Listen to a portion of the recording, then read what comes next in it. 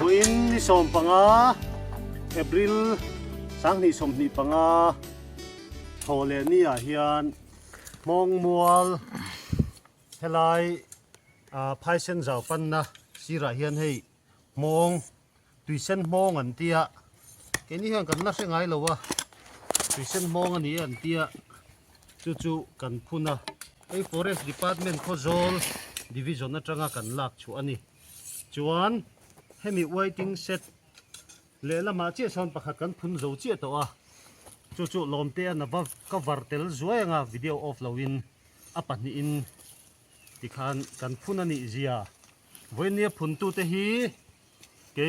pc thate kania helai hian uf vanal ruata purwata oma heta hen tlangwal tlana a oma cameraman hi loma ania tichuan voina hian mong pahni kan phun ani kan phun na chan bul ber pakata chuan helai peng hi helai chukha hi mong mual peng an tia mong hi mu turom lo sim sima chuwang chuan forest division khozol atangin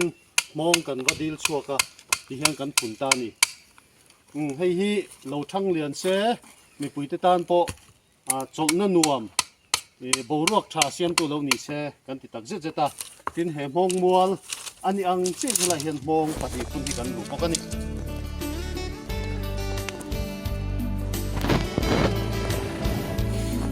hei hi